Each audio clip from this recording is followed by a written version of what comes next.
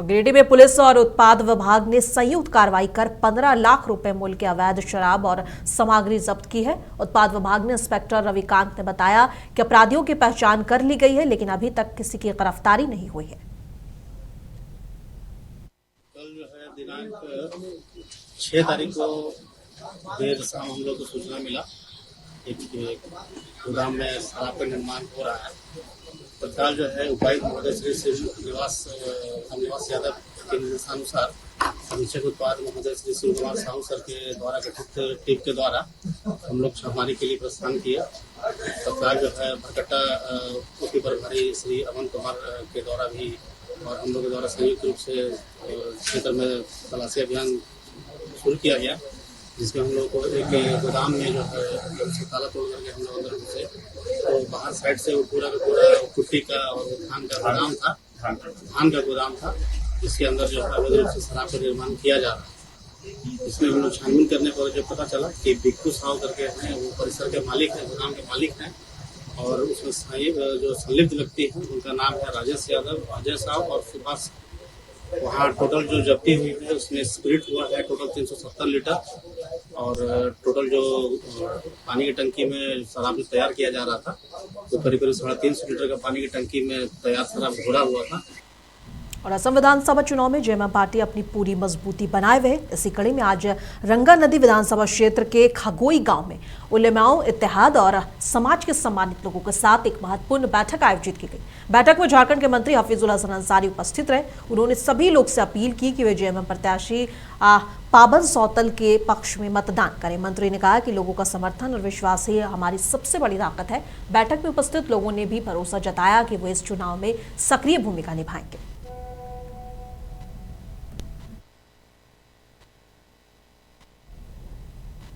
झारखंड के मंत्री सुदिव्य कुमार सोनू ने आज मां कामाख्या देवी के चरणों में माथा टेका और झारखंड वासियों के सुख, शांति और समृद्धि की कामना की है। उन्होंने कहा कि मां का आशीर्वाद हमेशा हम सब के ऊपर बना रहे। मंत्री ने यह भी कहा कि धार्मिक आस्था और श्रद्धा के साथ मां के दरबार में माथा टेकना सभी के लिए सकारात्मक ऊर्जा और समृद्धि का प्रतीक है।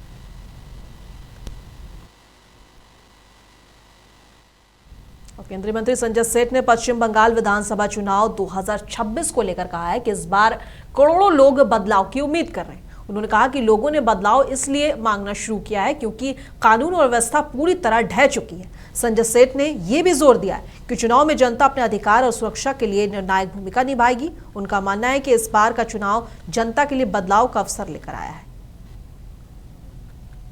देखो, परिवर्तन दरकार, चाहे बीजेपी सरकार, ये बंगाल के करोड़ों लोग इस चाह में है। इस बार परिवर्तन इसलिए कि लॉ ऑर्डर कॉलेप्स है। परिवर्तन इसलिए, अब देखो, संदेश खाली क्यों लोग जानते हैं? संदेश खाली में इसलिए नहीं कि हाँ उद्योग खुल गए, रोजगार दे दिया, बढ़िया अस्पताल हो गए, बढ़िया सड़कें हो गई, सब कुछ नहीं।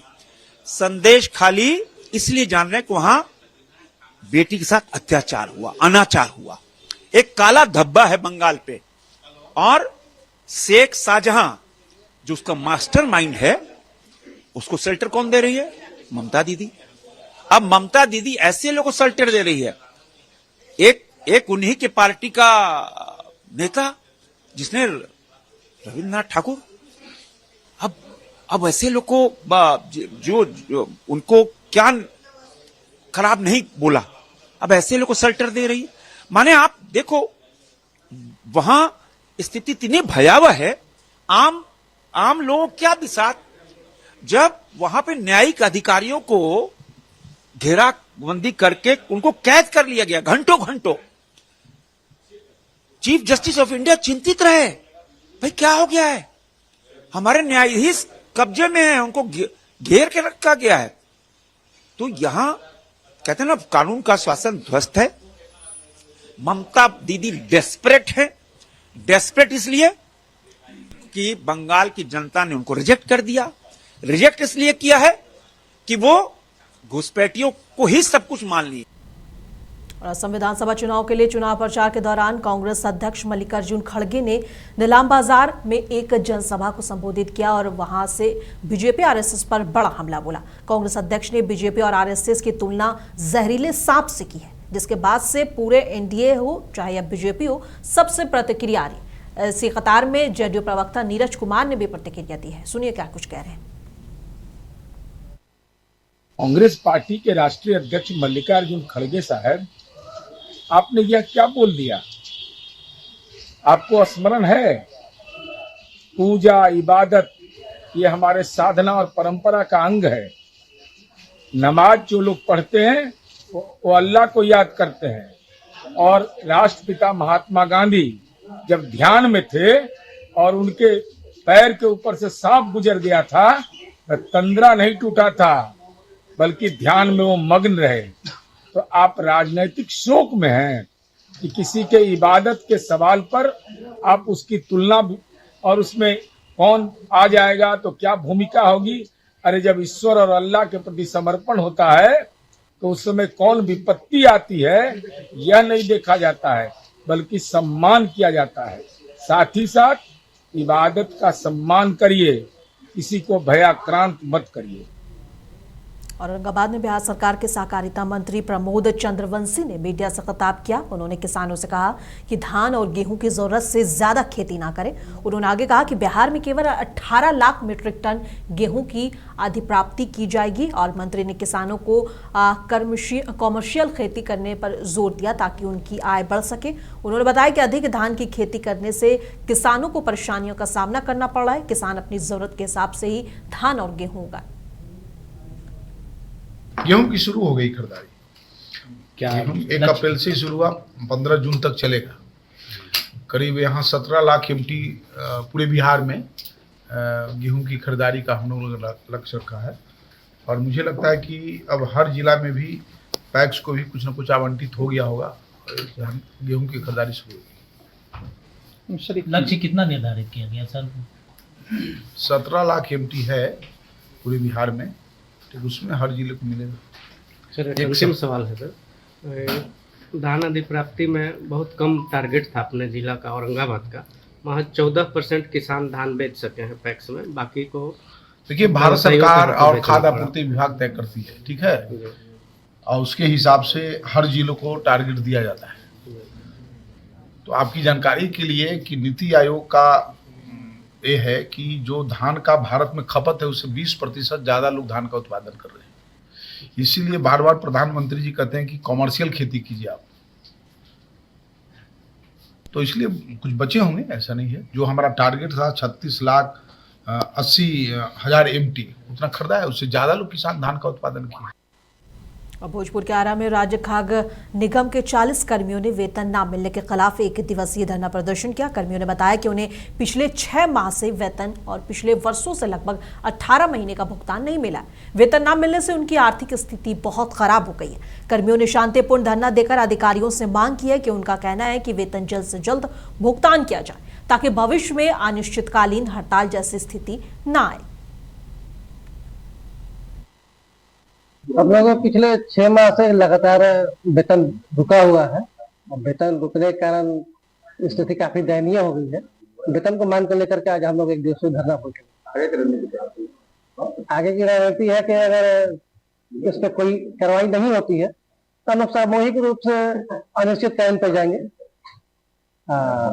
ताकि सरकार को या फिर जिला प्रशासन या फिर मुख्यालय प्रशासन को टाइम तक जाए।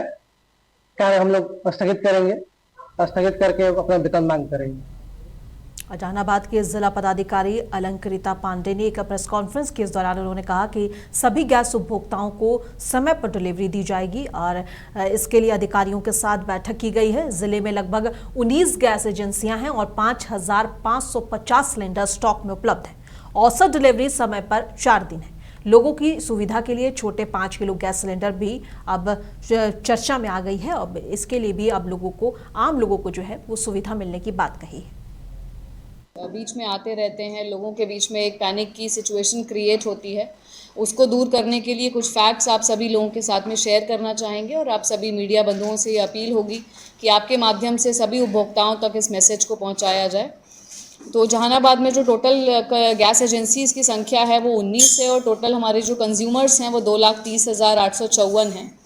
इसके अतिरिक्त जो हमारी डेली सिलेंडर का जो स्टॉक है आज की डेट में वो 5,550 है और डेली हमारा लगभग 2 से 2,500 से 3,000 तक वितरण जो है गैस का होता है।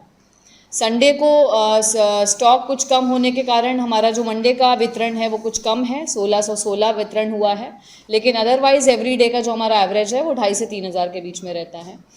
टोटल जो हमारा औसत डिलीवरी अवधि है, यदि आप आज बुकिंग करवाएं अपना जो डेज पीरियड है वो पूरा होने के बाद, तो औसत 4 दिन के अंदर में, 3 से 4 दिन के अंदर में सभी लोगों को गैस जो है वो प्राप्त हो रही है, LPG सिलेंडर प्राप्त हो रहा है।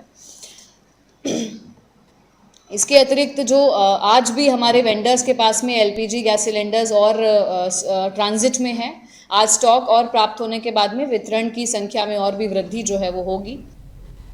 और बक्सर पुलिस ने एक युवक के अपहरण का 6 घंटे के अंदर भीतर खुलासा कर दिया है। पुलिस ने बताया कि अपराधी ने युवक को फिरौती के लिए पकड़ लिया था। पुलिस अधीक्षक शुभम आर्य ने विशेष टीम बनाकर तकनीकी साक्ष्यों के आधार पर कार्रवाई की है। कुछ अपहरणकर्ता युवक को छोड़कर भाग गए। वहीं पुलिस ने 3 आरोपियों को गिरफ्तार कर लिया। एसपी ने कहा कि जिले में अपराध पर लगाम लगाने के लिए पुलिस लगातार काम कर रही है। फिलहाल पुलिस ने युवक को सकुशल बरामद कर उसके परिवार के हवाले कर दिया है। 3 मामलों में जो है सफलता जो पुलिस को मिली है, उसके संबंध में प्रेस कॉन्फ्रेंस ये बुलाई गई है। सबसे पहला मामला जो है कि कल यानी कि दिनांक 5 अप्रैल को टाउन थाना अंतर्गत में एक युवक जो है, जो कि उद्वंत नगर जिला भोजपुर के रहने वाले हैं, जो कि अपने रिश्तेदार के शादी क्रम में यहाँ पर जो है बक्सर में रामरेखा घाट पे आए थे और वहीं से ही जो है इनका अपहरण जो है 6 व्यक्तियों ने इनका जो है अपहरण कर लिया था। उसके बाद में इनके भाई को कॉल करके फिरौती की जो है मांग की गई थी।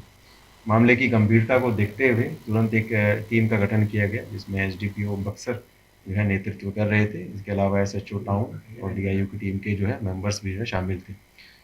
तकनीकी एवं मानवीय रूप से जो है बेसिकली सभी साक्ष्यों का जो है हम लोगों ने संग्रहण करते हुए छापामारी जो है अनेकों जगहों पे किया, जिसमें कि हम लोगों ने फिर इंडस्ट्रियल थाना अंतर्गत में ही जो गगोरा गांव है, वहाँ पे ही खेत में ही एक पोखर है, पोखर के पास से जो है जहाँ पे इन्होंने जो पीड़ित है उनको रखा हुआ था, वहाँ से ही उनकी पीड़ित की जो है वहाँ पर बरामदगी की।